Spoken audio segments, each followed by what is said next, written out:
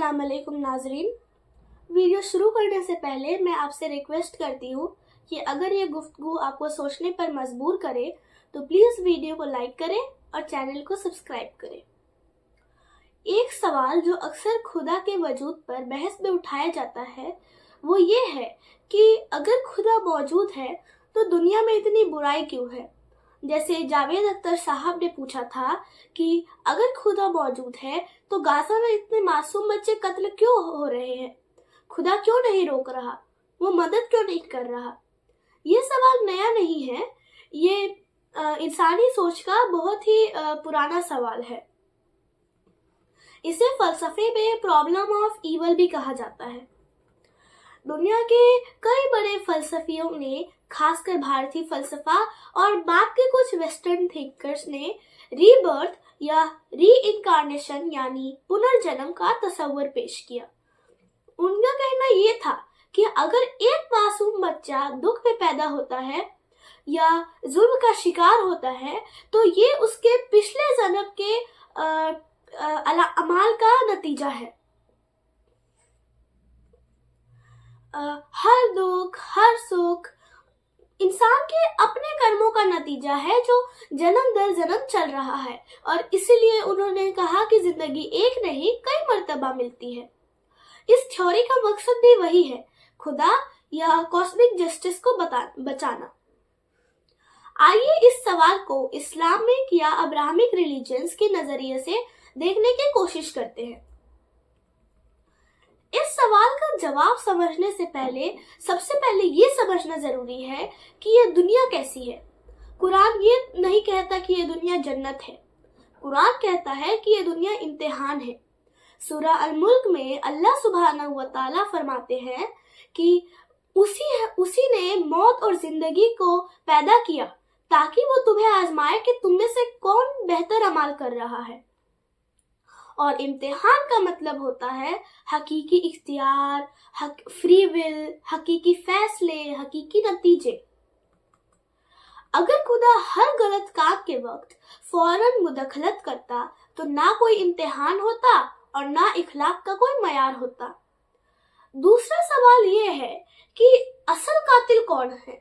खुदा गोली नहीं चला रहा, खुदा बॉम्ब नहीं गिरा रहा, खुदा फौज को हुक्म नहीं दे रहा, इंसान को कत्ल कर रहे हैं। कुरान बिल्कुल वाज़ेह है।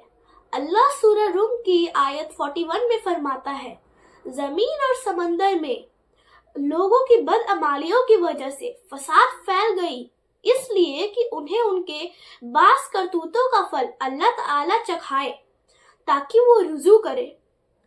इंसानी जुल्म का जिम्मेदार खुदा को ठहराना ऐसे ही है जैसे स्टूडेंट का चीटिंग का इल्जाम टीचर पर डाल देना।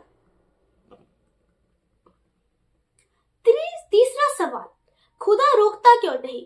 खुदा रोक सकता है, पर उसने ऐसी दुनिया का इंतखाब किया जहां पर इंसान इख्तियार, फ्री विल और जिम्मेदारी के साथ पैदा किया गया है। अगर खुदा हर जालिम को फौरन रोक देता तो ना फिरौन होता, ना हिटलर होता, ना जुल्म करने वाले को पूरी हुज्जत मिलती और ना इम्तिहान पूरा होता। कुरान कहता है अगर अल्लाह चाहता तो तुम्हें एक ही कौम बना देता, मगर वो तुम्हें उस चीज में आजमाना चाहता है जो उसने तुम्हें दी, तो तुम नेकियों की तरफ दौड़ो, तुम सबको अल्लाह ही की तरफ लौटना है। इंसाफ में देर हो सकती है पर इंसाफ होके ही रहेगा। चौथा सवाल, मासूम बच्चों का क्या। यही इस्लाम और इल्हाद के दरमियान बुनियादी फर्क है। इस्लाम के नजदीक मौत कहानी का दी एंड नहीं, असल जिंदगी तो तब शुरू होगी। मासूम बच्चे जो जुल्म में मारे जाते हैं वो नाकाम नहीं होते, उनकी तकलीफ आर्जी होती है, टेम्पररी होती है और उनका अजर हमेशा के लिए होता है। असल नुकसान उनका नहीं, उनके कातिलों का होता है। कुरान कहता है ये गुमान ना करो कि अल्लाह जुल्म करने वालों के अमाल से बेखबर है, वो तो सिर्फ उन्हें उस दिन तक मोहलत दे रहा है जब आंखें पथरा जाएगी। पांचवा सवाल ये है कि इंसान की मदद क्यों नहीं करता। कुरान बार बार हमसे सवाल करता है تم خاموش کیوں رہے؟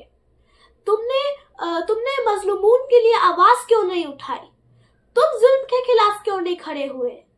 اللہ سبحانہ و تعالی سورہ نساء آیت 75 میں فرماتے ہیں، تم اللہ سبحانہ و تعالی کے راستے میں اور ان کمزور مردوں، عورتوں اور بچوں کے لیے کیوں نہیں لڑتے؟ شاید اصل سوال یہ نہیں کہ خدا مدد کیوں نہیں کرتا، شاید اصل سوال یہ ہے کہ ہم خود دوسرے انسانوں کی مدد کا ذریعہ کیوں نہیں بنتے۔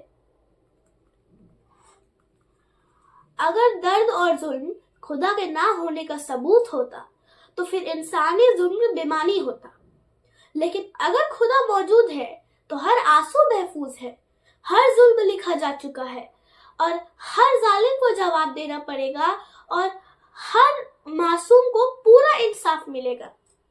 قرآن بے درد دنیا کا وعدہ نہیں کرتا، قرآن اس دن کا وعدہ کرتا ہے جس دن ظالموں کے دل دہشت سے پھٹ پڑیں گے اور وہ اپنے کیے کرموں کا انجام دیکھ کر اپنے چہرے نوچ رہے ہوں گے، اور جب جہنم کی بھڑکتی ہوئی آگ ان کا انتظار کر رہی ہوگی، جس نے ذرہ برابر نیکی کی وہ دیکھ لے گا، جس نے ذرہ برابر بدی کی وہ بھی دیکھ لے گا۔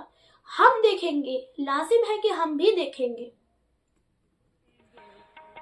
وہ دن جس کا وعدہ ہے جو لوح ازل میں لکھا ہے، جب ظلم و ستم کے کوہ گرا روح کی طرح اڑ جائیں گے